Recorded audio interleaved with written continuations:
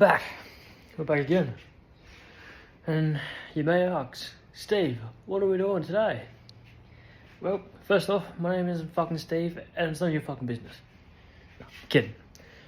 I'm back, my $11,000 GU Patrol that I'm building until I either fall in love with it again or hate it.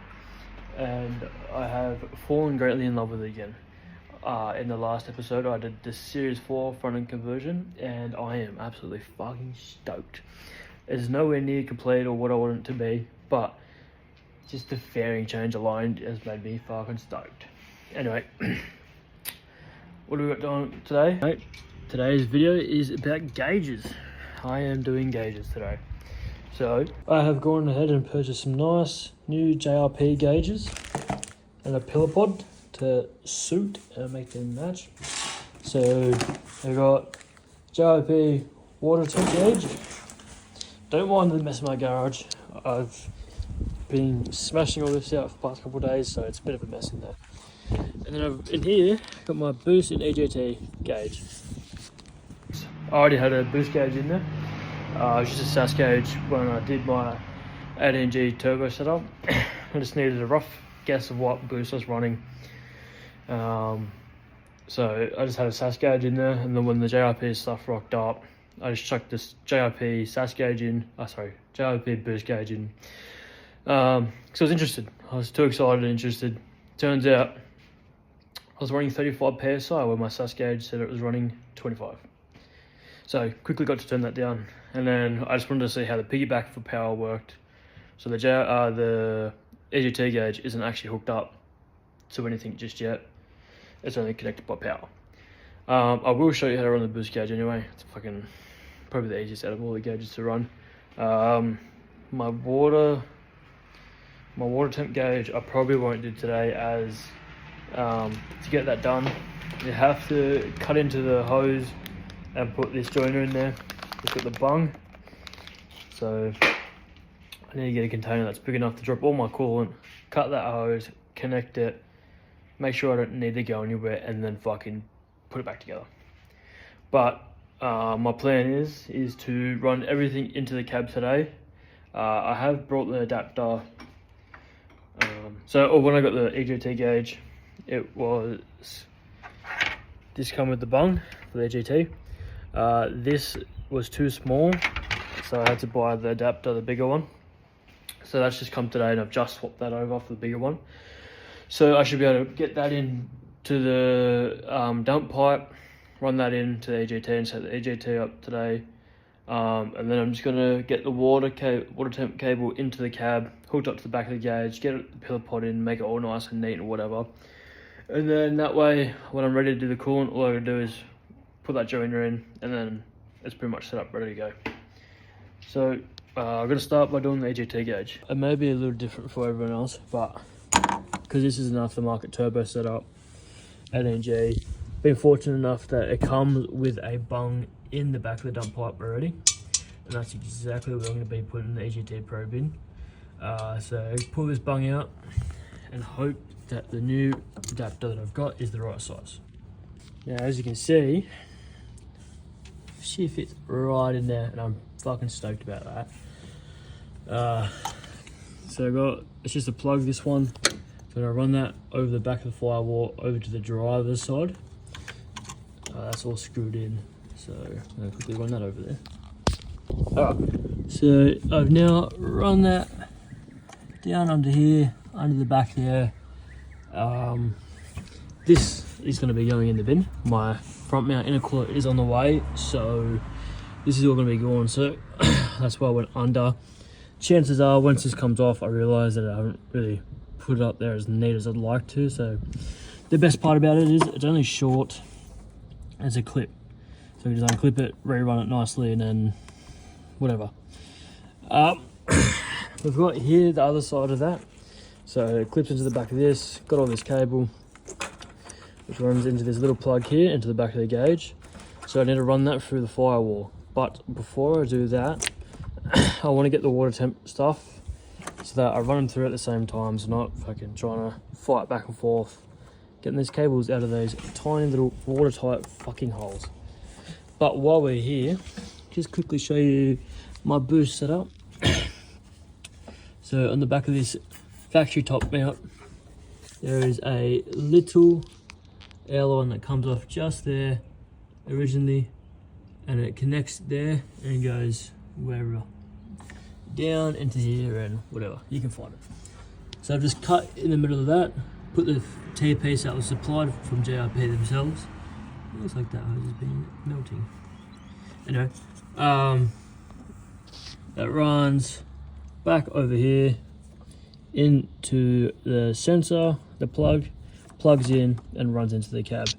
Now all this is supplied from JRP themselves, that including that T-piece. So pretty much everything you need is there and ready to go.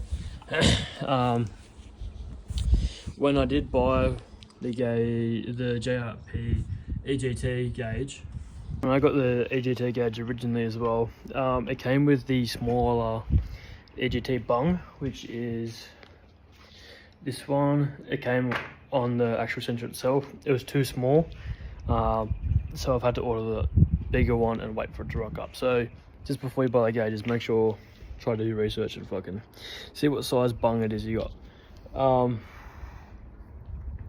But yes, so I'm gonna quickly get the water temp stuff and get that so I can feed it through the firewall.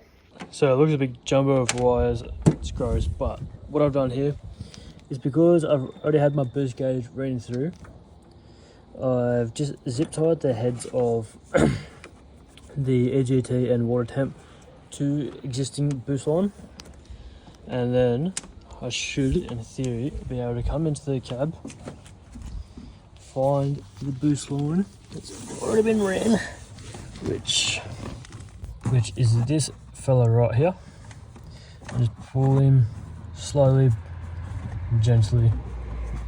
Hope that these just pull through.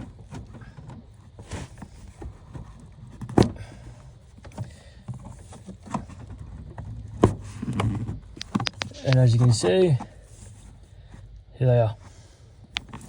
So I pull these two bad boys through by hand now. As you can see, they've popped through the firewall there. So I'm going to cut these zip ties and pull them all the way up.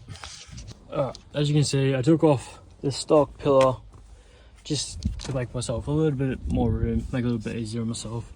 It's just two Phillips heads, and it just pops right out. I'll show you how to put it back in reverse anyway.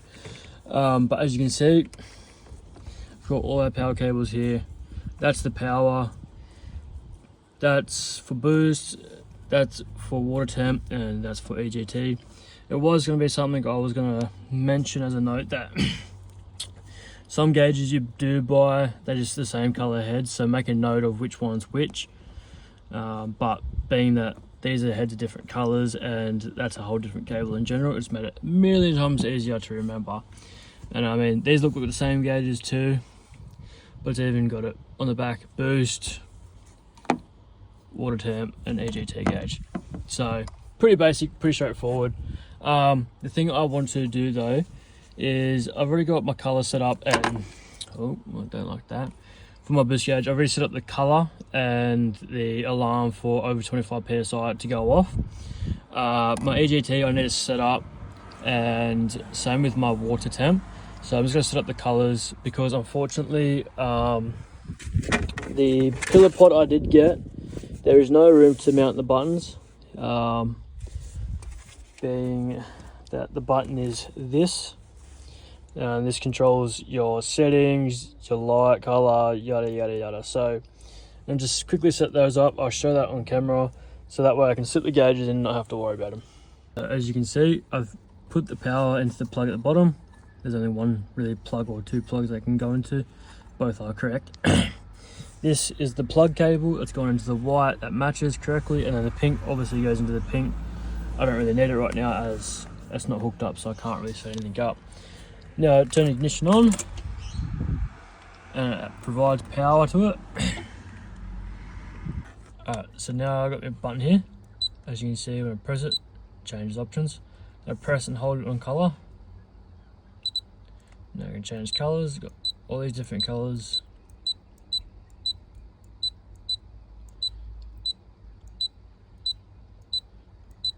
but I'm choosing blue. That's what my other two are set at already. And now just to set it, turn your ignition back off, turn it back on, and there you go, set as blue now. Now there is options for all these gauges, which are pretty cool that drew me to get these gauges. For one, I really like the look of them, and two, the boost, as most boost gauges that I've had, when you can set it for when you hit a certain amount of boost, it starts to beep at you, knowing that you're over boosting, and you can adjust it accordingly. But EGT, you can set your first temperature. When it starts to get a little warm, the color will change to a color of your choice, say orange, letting you know it's getting a bit warm, it's in your face, sort of thing. And then once it starts to get hot, you can turn red, so letting you know it's getting hot, you know. And then when it's getting too hot, it'll start flashing red at your face. It's a pretty great feature because you're not always staring at your gauges. That way, you know, you're just driving along, you're kind of just used to your gauges being there, and then all of a sudden it changes, catches your eye, you're like, oh fuck, I'm getting hot. And same with the water temp, it'll start beeping at you and fucking whatever else. So when I do drive, after a while of setting these up, trying to gather what temperature I should be setting now, what's normal, what's not normal, I can finally set up the gauges to exactly what I want them to be and go from there. I will set up my EGT and water temp after I do my front mount intercooler, because obviously it's going to change the whole dynamic completely. So colors set, that's all I wanted for now, so time to slap these bad boys in. So I've now put my JRP gauges into where they're meant to be, and it just slides right in. I'm going to now plug them into the correct cables and then put it over there. Okay, so this might look like a big jumbo of wires at the moment, but let me explain. So my water temp at the bottom, EGT in the middle, boost at the top. So I ran my main power cable that's supplying all the power into the bottom here, and then I've got a piggyback wire which takes the power from this main line to the gauge up into the next, and then another piggyback up into the next, so that these all got supplied power from that main cable. Then we've got the water temp plug and gauge in there now. This is the EGT plugged into the black to black, you know, pink to pink, blue to blue sort of thing, and the blue boost. Now it's all in wired with power, if I'm correct. See them all turn on, sweet. Now as you can see, the gauges are in. I'm not overly impressed by this pillar pod and the way it's designed. There's nothing really holding these gauges in at the back, which annoys me, so they can just kind of jiggle and loose, sitting on the fucking dash pretty much. And these are designed to be 52 millimeters. There also is no clips in the back, so I've had to do it in by the handle, and as you can see, the handle's kind of getting in the way. So I'm going to have a look at those rope ones. Hopefully that will clean it up and make it a little bit nicer. I did pay $200 for this pillar pod, so I'm a bit annoyed for $200 worth of quality, but it is what it is. Gauges are in and wired up. Let's have a squiz. Yeah, that's fucking sick. That is wicked. So I'm going to have a little bit of a drive, see what my EGTs are and stuff. As you can see, that's just nothing because there's no water plugged in just yet. I will do that probably in a separate video, or I won't ever do a video on it, probably not. Now the thing is, obviously the one part I didn't cover was wiring. It's just something I don't want to cover. But for one, I don't have the correct wiring tools here to do it neatly and nicely, and I have previously wired it up before, so I'm happy with the way it's wired. JRP do come with a nice little wiring harness that runs into your existing cables. You obviously wire it from there. It comes with a pre-made fuse, and then you can run it into your power cable that supplies all of these. I've already got it running through my fuse box, so it's important that you do have a fuse in it just in case. It's pretty basic and straightforward for someone that knows wiring. If you don't know wiring, I don't suggest you do it. Suggest you fucking hire someone to do it or send it to a shop or something. Wiring's not one of those things you don't mess with unless you know what you're doing. because there is the risk of catching the car on fire, shorting things out, you know, exploding things, blowing fuses is the best case scenario in that. Worst case is you can short out a whole wiring harness and burn the whole wiring harness and have to replace the whole wiring harness. So yeah, other than that, I'm pretty happy with that. I'm going to clean up the wiring in my dash and the engine bay top, make it all neat and tidy, and then I'm going to go for a drive and see what they're like.